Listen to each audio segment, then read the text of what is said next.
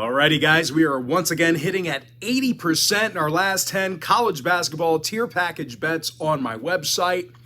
And I'll include a link for today's college basketball tier package bet in the description section below. And just a reminder, if you sign up for that package, you're going to get access to that membership for the next 30 days. And with that, guys, let's go ahead and dive into some NBA content. The free stuff, that's what we're all here for. So let's go ahead and take a look. Thunder, Knicks, 12 o'clock Eastern tip-off on Sunday, November 13th, 2022. New York's -5 totals 226.5. But despite being favored by a couple of buckets, the Knicks have had a tough time covering the point spread here recently. They failed to cover in 7 out of their last 9. And they're having a tough time grabbing defensive boards. They're actually in the bottom 5 in the league in defensive rebounding per contest. When it comes to offensive production, this is one of the worst shooting teams in the East. They're facing an OKC squad who covered in 5 out of their last 9 themselves, and they do a pretty nice job of rebounding offensively. They're in the top 10 in the league in offensive boards. Shai Gilgeous-Alexander, he's grabbing almost 5 rebounds a night, and he currently serves as his team's leading scorer with 30 points a game. Meanwhile, Lou Dort's getting 4 rebounds a game and scores 12 points a night as well. Now, injury-wise, Darius Bazley is questionable with an ankle. Meanwhile, for New York, Robinson is still out with a knee. When it comes to the total, New York saw overs against the likes of Detroit, Boston, and Cleveland. Meanwhile, OKC saw 6 out of their last 8 get over the line. I'm going to lean toward OKC +5 over 226.5. Next ball game, Timberwolves, Cavaliers, 6 o'clock Eastern start time. Cleveland's the 5-point favorite at home, totals 224.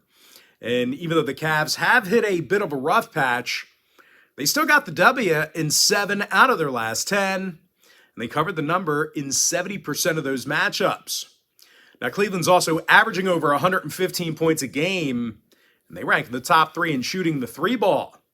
Donovan Mitchell's drilling 43% of his three-pointers, and he's leading the club with 31 points a night. And of course, old man Kevin Love, he's scoring 12 points a game off the bench, and he's actually making 41% of his three-pointers as well. Now, they're facing a Minnesota club who has a tough time guarding the three-pointer themselves.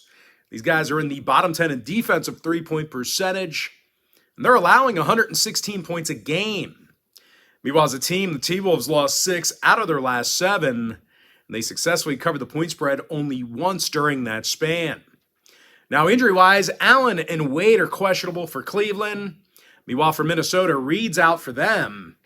When it comes to the total, Cleveland went 60% to the over in their last 10. Meanwhile, Minnesota saw overs against the likes of Phoenix, Houston, and San Antonio. I'm going to lean toward Cleveland -5 over 224. Next matchup, it is going to be Wiz, 6 o'clock East. Washington's -1.5, totals 218. And even though the Wizards are in the second of a back-to-back, they're facing a heavily depleted Memphis club. John Morant and Desmond Bane, they are both doubtful to play. And just a reminder, both guys are 1 and 2 in scoring on the team. And they're both shooting over 41% from 3-land, respectively. And of course, Jaren Jackson and Danny Green, they're both still out for a while as well. But even when this team is mostly healthy, this is a Memphis squad who doesn't do well from the foul line. These guys are dead last in the league in offensive free throw percentage. They're facing a Washington club who won their last 3 straight. And they've really taken pride in their defensive play this year. Washington's in the top 10 in defensive rebounding, and they're actually amongst the better, they're amongst the better defensive rebounding teams in the Eastern Conference, but they're also in the top 10 in defensive field goal percentage. Kristaps Porzingis, offensively, he's scoring over 20 points a game, along with 8 rebounds. And Kyle Kuzma, he's right behind him with 19 points a night, along with 7 boards. And even though the Wiz don't score a whole lot of points, they've got little issue getting to the basket. They're in the top 10 in the league in offensive field goal percentage. When it comes to the injury report, Beal and Gibson are questionable. Meanwhile, for Memphis, once again, Bane and Morant are doubtful. When it comes to the total, Memphis went 6-3 to the under in their last 9. Meanwhile, Washington saw 3 out of their last 5 stay under the line themselves. I'm going to lean toward Washington minus 1.5, under 218. Next ball game, Jazz, Sixers, 7:30 p.m. East. Philadelphia's minus 3.5, totals 219. Now, the Sixers dropped 3 out of their last 5, and they're having significant troubles offensively. They're averaging only 108 points per contest, and they're dead last in the league in offensive rebounding. Now, they're also facing an overachieving Utah club who covered in 7 out of their last 8, and they do a real nice job with the ball in their hands. These guys are second in the league in scoring, and they've been dangerous shooting from three-land. Jordan Clarkson's making 40% of his three-pointers, along with 18 points a game. Meanwhile, Lauri Markkanen, he's the team's leading points getter with 22 a night. Now, when it comes to the injury report, the Sixers have Korkmaz and Melton on the injury report, both players listed as questionable. When it comes to the total in this one, 3 out of Philly's last 4 stayed under the number. Meanwhile, for Utah, they saw unders against the likes of the Clippers, Mavericks, and Memphis. I'm going to lean toward Utah plus 3.5, under 219. Next ball game I have for you, it is going to be Nuggets at the Bulls, 8 o'clock Eastern start time. Denver's minus 2, totals 230.5. Now, the Nuggets got the W in 7 out of their last 10, and they're currently the best shooting team in the game. They're making 50% of their field goals, and they're also knocking down a league-best 42% of their three-pointers. Michael Porter Jr., he's making over 46% of his shots from three-land. He's also second on the team in points. And speaking of points, Nikola Jokic is averaging a team-best 21 points a game, along with nearly 10 rebounds a night. Now, they're facing a Chicago club on the other side of things who's having a tough time guarding the three-pointer themselves. These guys are actually in the bottom 10 in defensive three-point percentage. Meanwhile, as a team, Chicago took the loss in 3 out of their last 4. Now, injury-wise, White and Ball are still out for Chicago. Meanwhile, for Denver, Smith and Highland are out for them. When it comes to the scoring, Denver went 60% to the over in their last 10. Meanwhile, Chicago saw overs against the likes of Boston, Philadelphia, and San Antonio.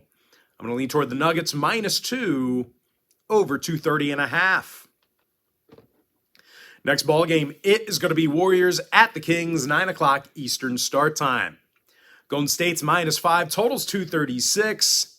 But despite laying a couple of baskets here on the road, the Warriors are definitely not a great covering team. They went just 3-7 against the spread in their last 10. They're also allowing more points a game than any other franchise in the NBA. They're facing a Sacramento team on the other side who loves to score points themselves. These guys are averaging over 118 points a game. They also find themselves in the top 5 in shooting from the field. De'Aaron Fox, he makes over 55% of his field goals, and he's leading the team with 25 points a night. Meanwhile, Kevin Huerter has been the deep ball threat for Sacramento. He's knocking down 50% of his shots from long range. Now, when it comes to rebounding the basketball, the Kings are actually one of the better defensive rebounding teams in the West right now. When it comes to the total, 3 out of Sacramento's last 4 did get over the number. Meanwhile, Golden State, they went 60% to the over in their last 10. I'm going to lean toward the Kings, plus 5, over 236. And with that, guys, we're going to jump into our next and final breakdown for the video. It is going to be Nets at the Lakers, 9:30 Eastern start time. Brooklyn's the 4-point favorite, totals 219. And even though Brooklyn's in the second of a back-to-back, they played some exceptional basketball lately. They got the W in 4 out of their last 5, and they successfully covered in all 5 of those contests. They're also doing a pretty nice job on defense this year. They're in the top 3 in defensive field goal percentage, and they're amongst the leaders in the East in fewest points allowed. Now, offensively, Kevin Durant leads the organization with 30 points a night. He's also making over 52% of his field goals. And of course, Royce O'Neal, he's knocking down over 42% of his three-pointers himself. And he's scoring double-digit points a game. Now they're taking on a Lakers squad on the other side of things who lost their last 5 straight, and they failed to cover an 8 out of their last 10. When it comes to offensive production, well, nobody's making fewer three-pointers in the league than Los Angeles. They're dead last in three-point percentage, and of course, they're also in the bottom 3 in scoring. Now, injury-wise, AD is questionable, LeBron is doubtful. Meanwhile, for Brooklyn, Curry and Watanabe are questionable for them. When it comes to the scoring, the Nets saw their last 7 straight outings stay under the line. Meanwhile, the Clippers saw unders, the Lakers saw unders against the Clippers, Cavaliers, and Timberwolves lately. I'm going to lean toward Brooklyn -4, under 219.